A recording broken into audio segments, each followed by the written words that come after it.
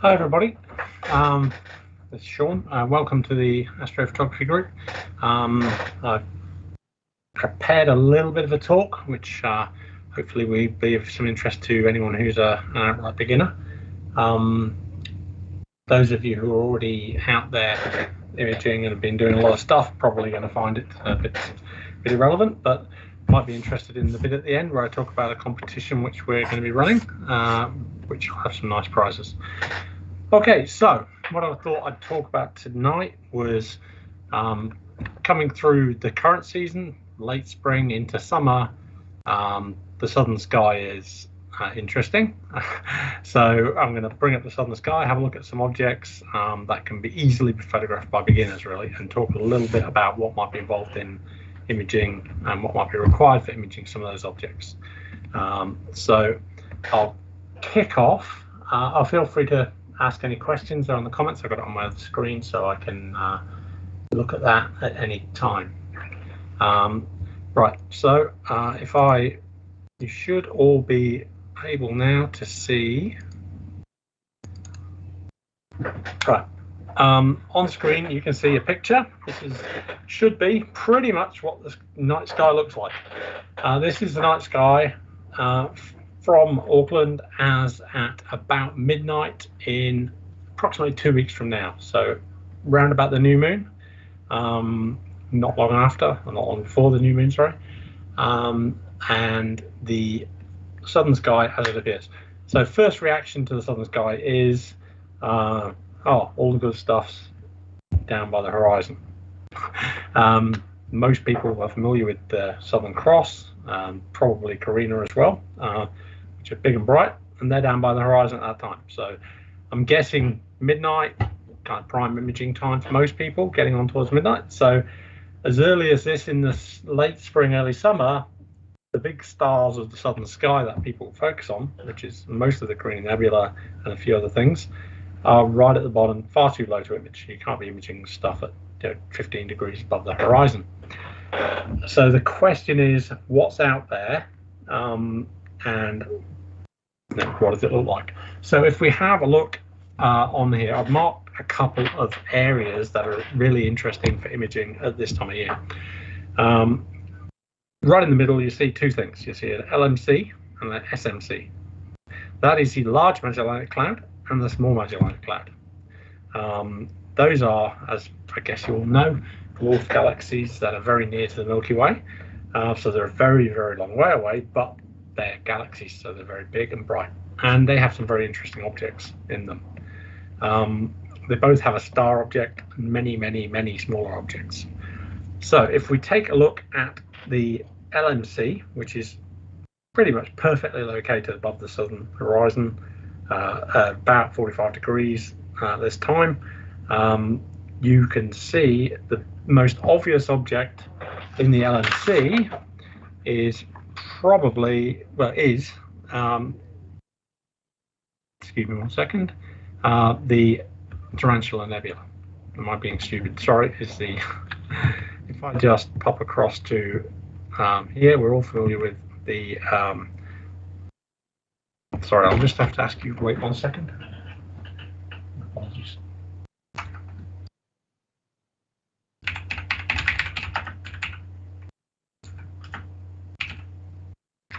Okay, so looking at the Large Magellanic Cloud, we have the Tarantella Nebula in Large Magellanic Cloud.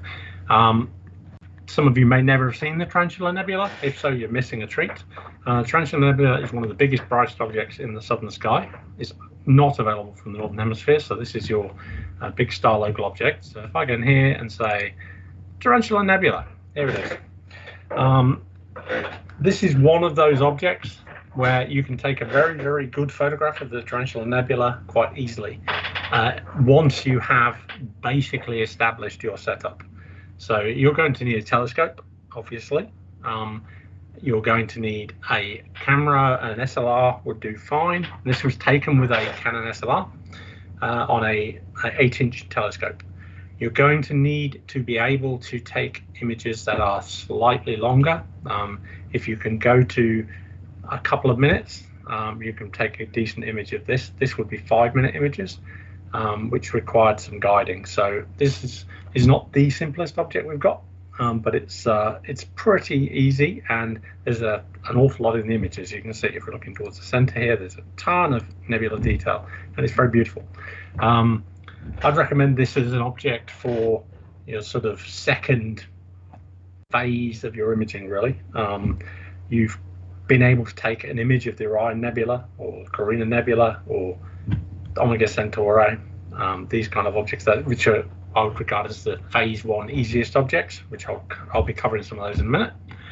And then you move on to a phase where you've got your equipment working a bit better and you want to try something a little more interesting. Well, it doesn't get much more interesting than this. This is an amazing nebula. It does look a bit like a spider if you squint, hence the name. Now this is sitting smack bang in the Large Magellanic Cloud, which here's an image of the Magellanic Cloud, in fact. So this again is taken quite easily. This, I say you need a telescope. This is an image taken with a camera lens.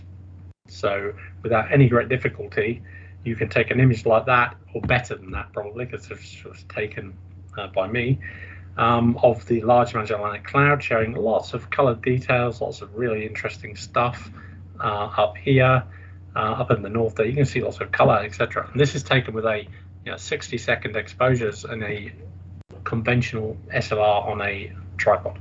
So yeah, it's not too bad. Those of you who are doing Milky Way imaging, so you might have a sky tracker, those kind of images are a really nice alternative. Put a long lens on your camera, stick it on your sky tracker, get the alignment sorted out, and you can take much more interesting images than just the Milky Way. Not that there's anything wrong with Milky Way images. So back to our main image here. 1 second. Somebody is agreeing with me about the tarantula being one of the great objects. It certainly is. There's a lot of other action in the Large Magellanic Cloud. It's very much worth a bit of a read up. I will post up some interesting links to a list of objects onto the Facebook page. Moving across slightly, we have the Small Magellanic Cloud, which is probably smaller but a little more tight, so it's easier to see, I think. The Small Magellanic Cloud has fewer objects in it, but some of them are very bright. And there's one object in the Small Magellanic Cloud which is particularly interesting, which is 47 Tucanae, which is many people think is the prettiest globular cluster in the sky. It's certainly one of the brightest. I will flip across, and I've got an image here of that. Taken again, all these are taken from my back garden. A lot of them are taken fairly early in my astrophotography career. So as you can see, 47 Tucanae is a very nice globular cluster. An image like this is extremely easy to take. You do not need very long exposures. If you can manage a 60-second exposure, which anybody with a telescope that's equatorial or tracking decently should be able to manage, with a SLR strapped on the back of it, we'll be able to take an image like that without any trouble at all. This is just post-processed in Photoshop, nothing very fancy, but I think it's quite pretty. And it's, again, a favourite object. Andrew Buckingham will wax lyrical about 47 Tucanae as long as you like. I personally think Omega Centauri is even prettier, but that's not really important. So those are great areas of the sky to be looking at, either looking with a telescope or doing some imaging. Again, the Small Magellanic Cloud. I don't know if I've got an image of the Small Magellanic Cloud as such. No, not of the whole thing, but it's easy enough to find one. Again, with a reasonably long telescope lens and a sky tracker, or piggybacking on a telescope, you can take a pretty good image of the whole Magellanic Cloud and see a lot of things that you didn't know were there.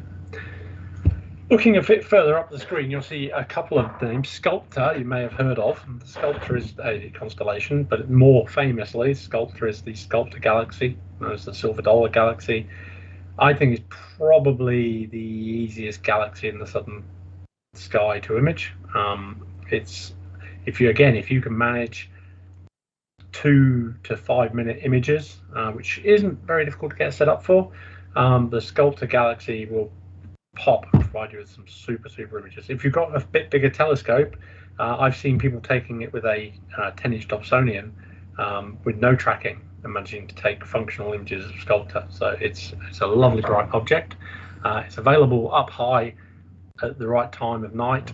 Right now, you go outside and it's up there. You just have to look over to the right-hand side of the South Pole. So what you're seeing there in the middle though isn't the South Pole, that's the actual vertical meridian above your head. So over towards the west of above your head, you'll see a triangle of stars giving you Sculptor, and it's in there.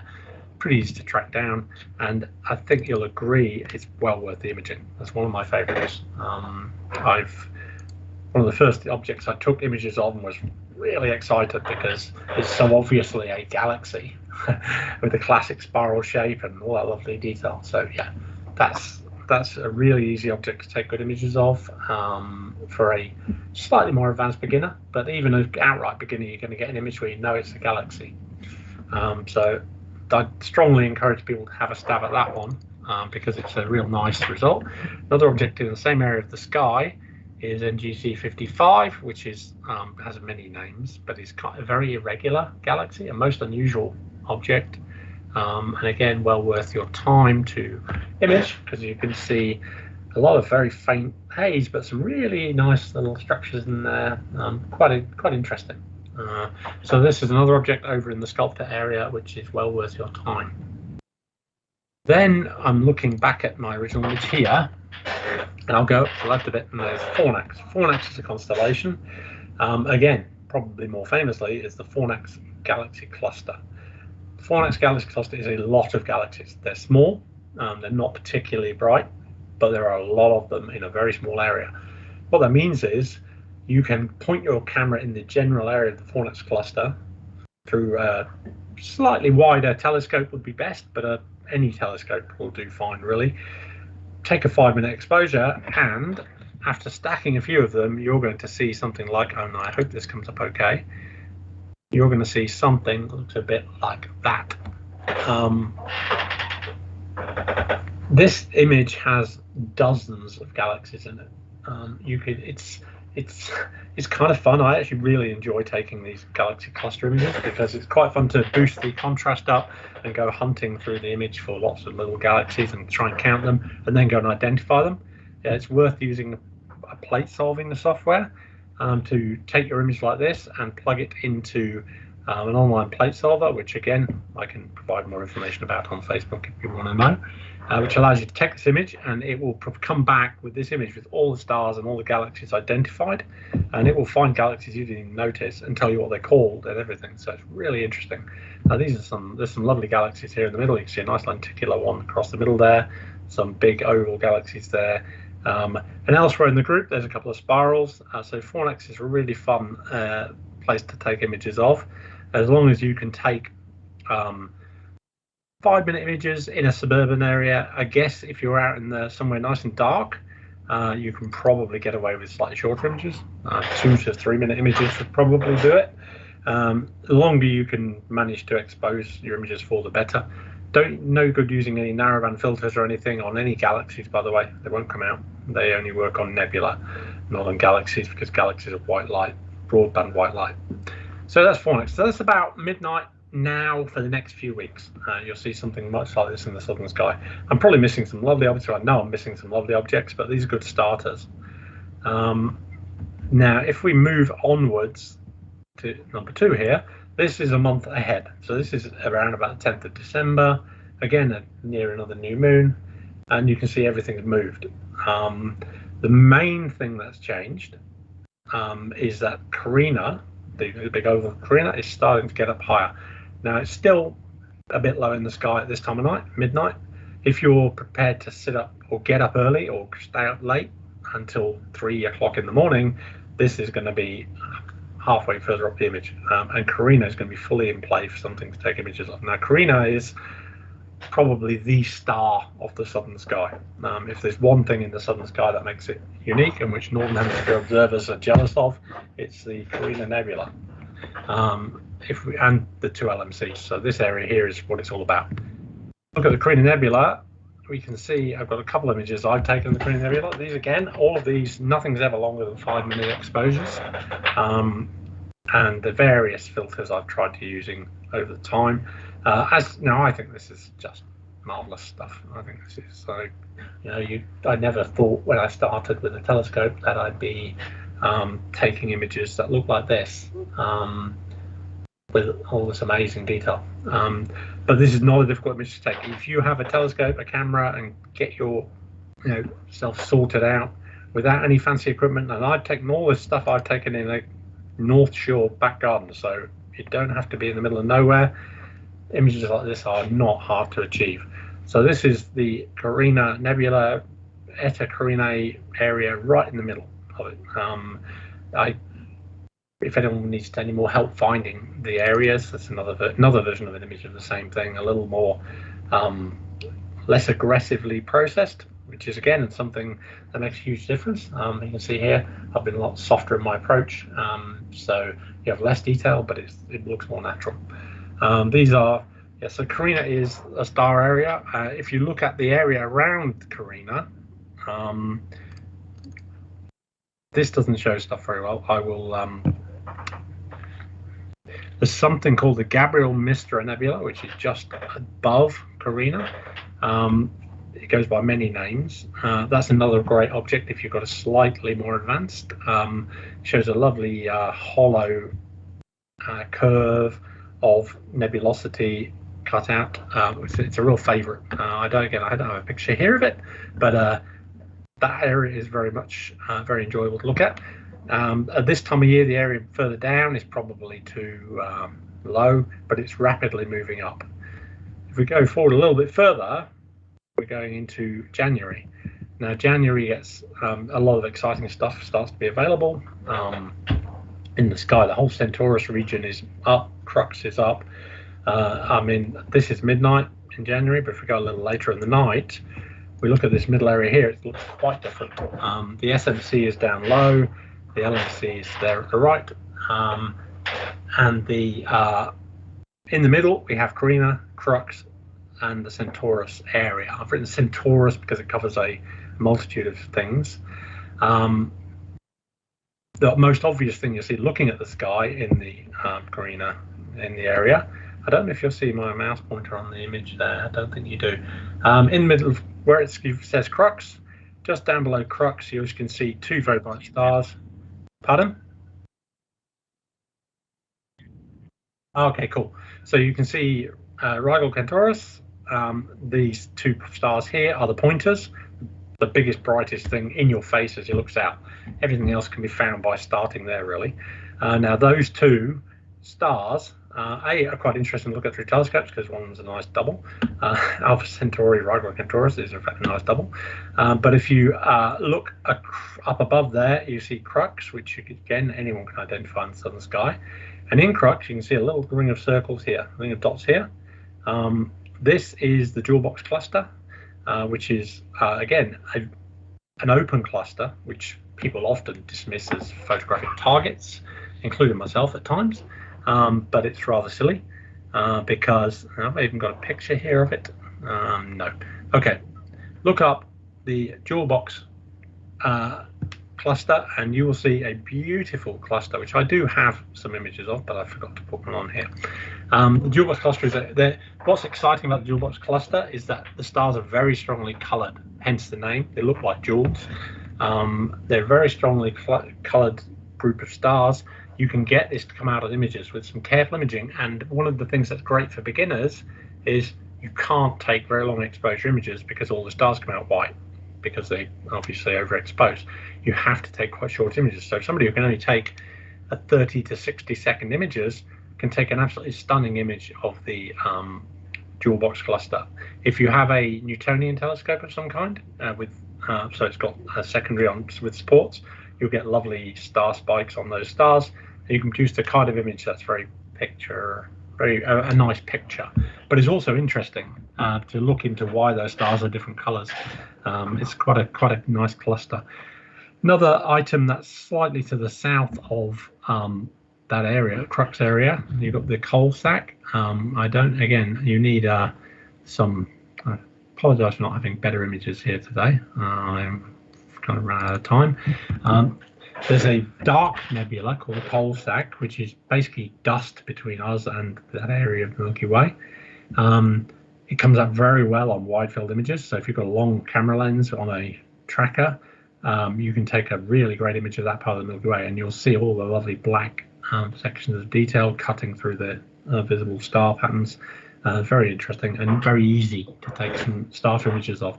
In fact, my first astro images were images of the whole Milky Way around the whole southern area of Crux and Carina. I pretty much just pointed the camera in that area. I actually fixed it to the back of my telescope using a real jury-rigged arrangement I'd come up with, and took some fairly short exposures, 30-second exposures of that area, but they came out with the most fantastic detail. So that's really quite an exciting thing to do. I might post one of those on the Facebook group because it's quite a fun starter imaging. So that stuff here, you're surprised how much Milky Way there is there and how much detail is in that area of the sky. It's a very busy area of the sky.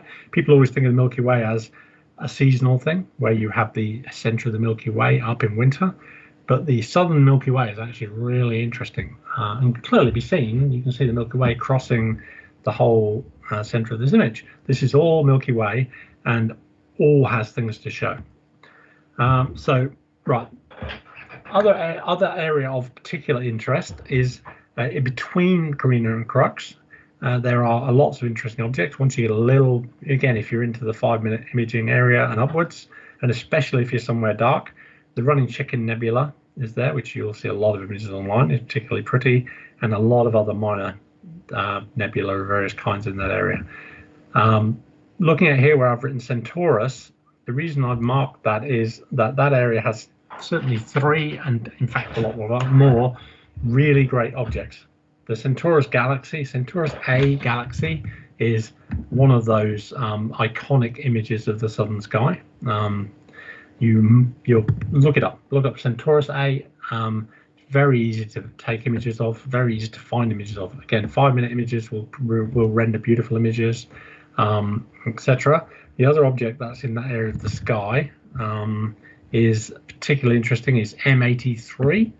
M83 is the southern pinwheel galaxy, which is a beautiful full-on spiral galaxy with loads of color, loads of detail, and a 5-minute image, no problem at all. The main thing is it needs to be reasonably dark, and you need to have your tracking sorted to get up into the multi-minutes.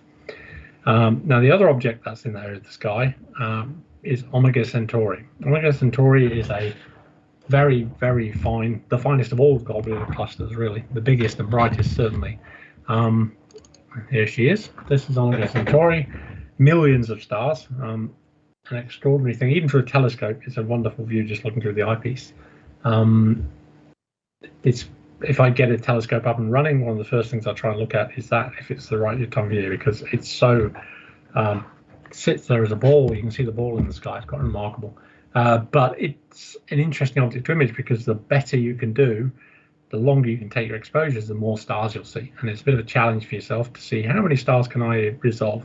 Clearly, you're not going to count them in an image like this, or you're certainly a better, more patient person than me if you can count the stars in an image. So I think that's a beautiful thing. And if you can take 30 to 60-second images of the sky, you can take a great image of Omega Centauri. Without any trouble at all, really. If you give me a few seconds, actually, no, I was hoping to pull up a couple more images, but I haven't really got images on this laptop, I'm afraid. Let me just see if I have. Just 1 second. Desktop. These are other people's images. Here we go. So hopefully you can see that. That is Mark George's image of M83, the southern pinwheel galaxy, which I'm sure you'd agree is stunning. Again, this is quite an easy object to take an image of, a hard object to take a very good image of. Those who get a bit more advanced, get into narrowband imaging, can bring out all these wonderful pink clusters on the spiral arms, which you can just see a trace of here. These come out as round globules of hydrogen alpha star birthing areas and the spiral arms, which is fantastic. And out here we can see some more galaxies, little small galaxies in the background, which is red. So that's a really great object to image. I'm just wondering what else we've got here. I think this is Gabriel mistra. So this is what I was talking about, just north of Karina. It's a really great object. Bit more challenging. I've had successful images of it, so it can't be that hard.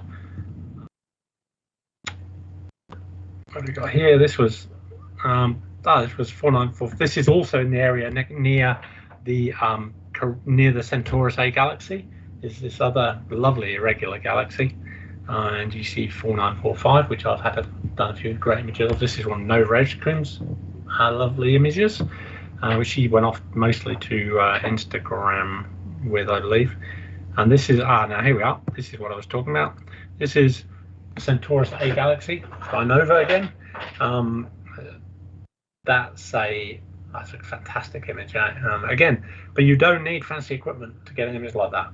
You can get an image like that out of a 6 to 8 inch telescope with an SLR in a reasonably dark location. You can definitely take an image like that. So that's a really nice object. Let's see if any of the other objects I've talked about here are present in this group. Maybe not. There's Karina again. This object here is also in the area of the Karina area. It's really beautiful. You'll be far from a beginner if you can take an image like Simon's image there.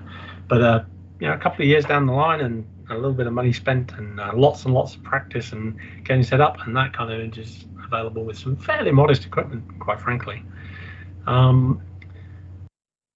So let's go back to my images where I was.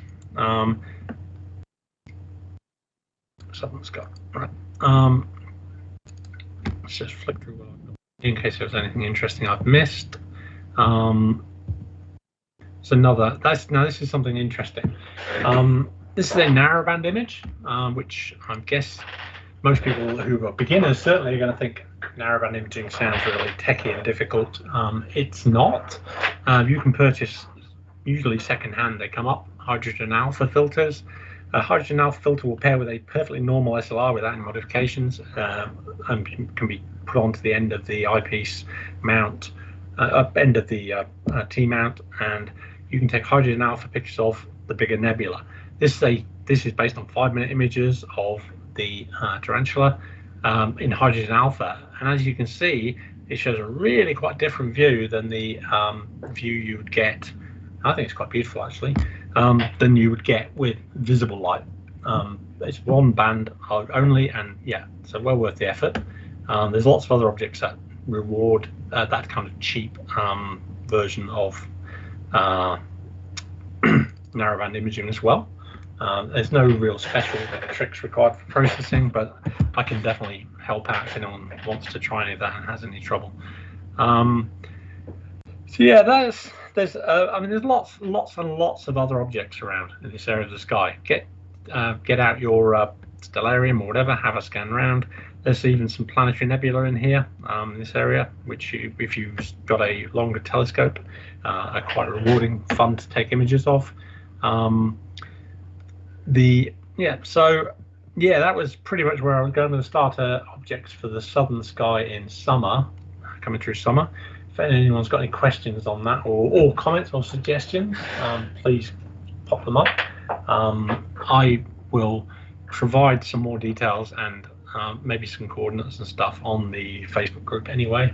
So the other thing I wanted to talk about tonight while we're still here was I decided we should run another competition. The last competition was Orion, which was tremendously successful and ended up with a really beautiful image winning it. So what we've got here, I'm going to start a new competition. I'm going to meet the neighbours because it's looking at our neighbours, our galactic neighbours, which is the large and small Magellanic clouds. I've chosen one object from each, the obvious objects really, because they're the objects that pretty much anyone can take an image of.